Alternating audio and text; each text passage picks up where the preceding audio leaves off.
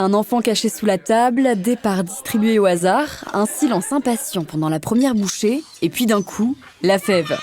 Ça y est, la saison de la galette des rois est officiellement ouverte. Et si plus d'un Français sur deux avoue tricher pour qu'un enfant décroche la fameuse récompense, chez moi, je vous préviens, pas de ça, pas de favoritisme, c'est œil pour œil, dent pour dent, la fève, c'est le hasard qui décide.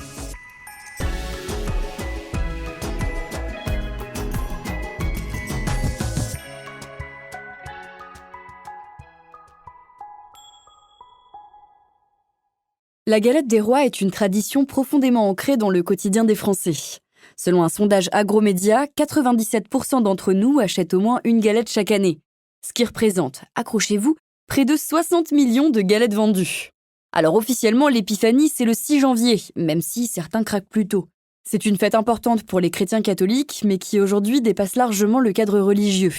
On partage la galette en famille, entre amis, entre collègues. L'essentiel, c'est surtout de la déguster et de passer un bon moment. Pour comprendre d'où vient cette tradition, comment elle a traversé les siècles et pourquoi elle continue de nous réunir chaque année, j'ai rencontré Loïc Bienassi, historien à l'Institut européen d'histoire et des cultures de l'alimentation de l'Université de Tours et auteur de la grande histoire de la gastronomie. Bref, un vrai spécialiste de la galette.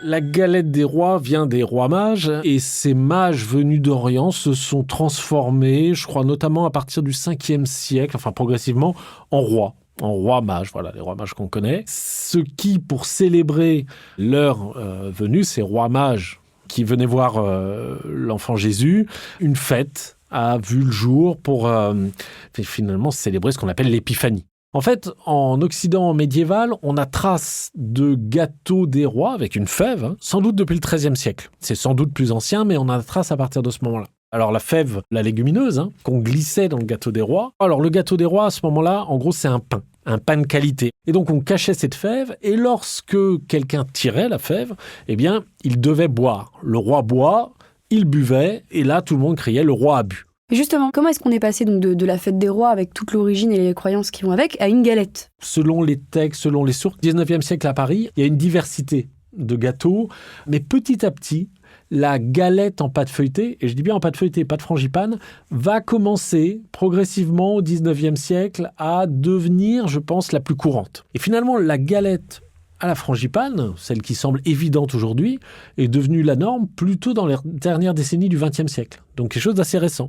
Ce que l'on peut deviner, c'est que cette épiphanie, cette arrivée des rois mages, s'est aussi transformée en une fête, en une réjouissance, en des réjouissances laïques, où le prétexte religieux sans doute était un peu perdu de vue pour devenir occasion de festoyer. Mais ça s'est installé dans tout l'Occident. C'était pas proprement français, on a des traces dans l'ensemble du royaume de France et dans d'autres contrées, en Europe du Nord ou en Italie. C'était clairement un moment convivial. Toutes les catégories pratiquaient. Après, à partir du XVIe, XVIIe siècle, on est beaucoup mieux renseigné et on voit que même Louis XIV tirait les rois. Voilà, on tirait les rois à la cour. C'est pas du tout iconoclaste, c'est pas du tout irrespectueux vis-à-vis du monarque.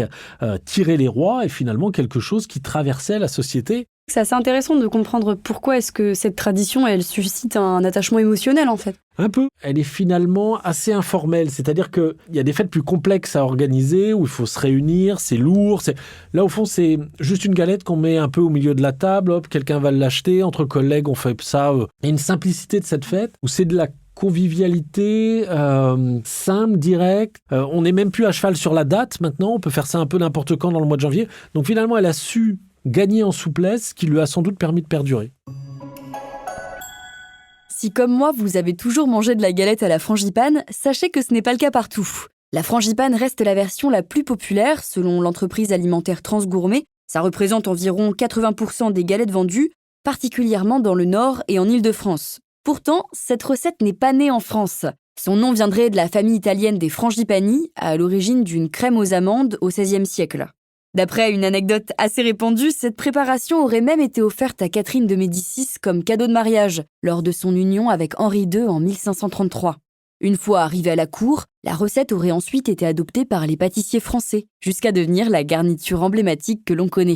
Dans le sud, en revanche, on reste fidèle à la brioche aux fruits confits, ce qui, à l'échelle du pays, représente environ 16% des ventes.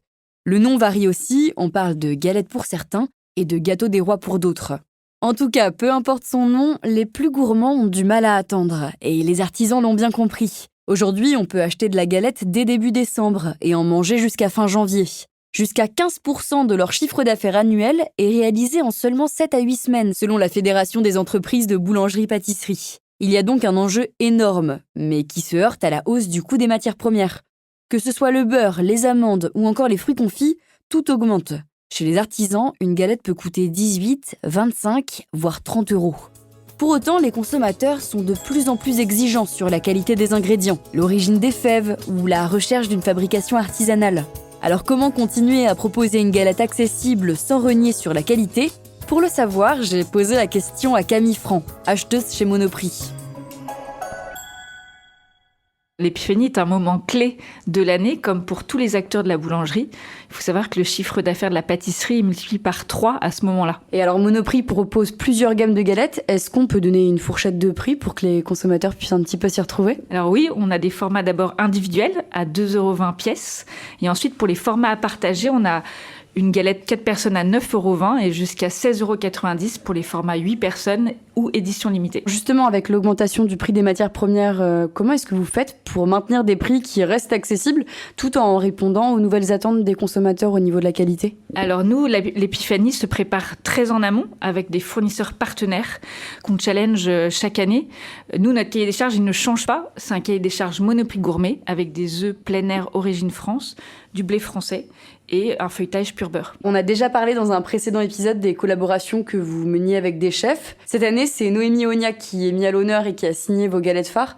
Alors, est-ce que vous pourriez me dire un petit peu à quoi est-ce qu'elles ressemblent, ces galettes ? On a travaillé du coup en lien avec Noémie. Elle nous a proposé du coup plusieurs idées de recettes qu'on a travaillé avec nos fournisseurs partenaires et on a fait plusieurs dégustations pour faire notre choix, mettre en place des parfums en édition limitée. Les recettes édition limitée changent tous les ans. On a une framboise pistache et on a une noisette pâte à tartiner. Chez vous, même les fèves sont exclusives et dessinées par un artiste. Pourquoi est-ce que c'est important pour vous de pousser le détail jusque-là ? On sait que nos clients sont assez sensibles à tout ce qui est exclusif, donc des produits qu'on peut trouver que chez nous. Et en fait, le fait d'avoir cette double collaboration, aussi bien sur la partie produit que sur la partie fève, ça permet d'avoir un produit unique qu'on trouve que chez Monoprix. Et vous, Camille, si vous deviez en recommander une seule, c'est quoi votre galette coup de cœur cette année ?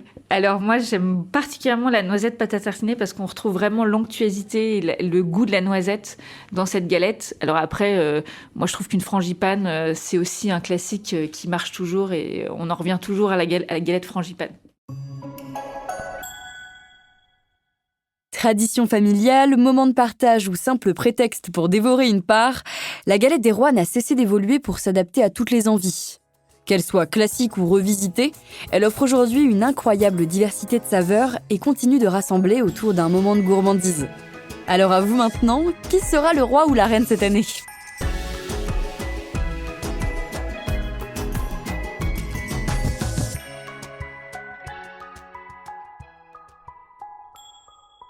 Vous venez d'écouter Au Rayon Futur, le podcast qui enquête et cherche des réponses aux grands enjeux de consommation d'aujourd'hui et de demain, à travers des réflexions individuelles, des échanges constructifs et des paroles expertes. Pour découvrir d'autres épisodes de Rayon Futur, rendez-vous sur vos plateformes d'écoute favorites et sur le site et les réseaux sociaux du groupe Casino pour plus d'innovation et d'engagement prometteur.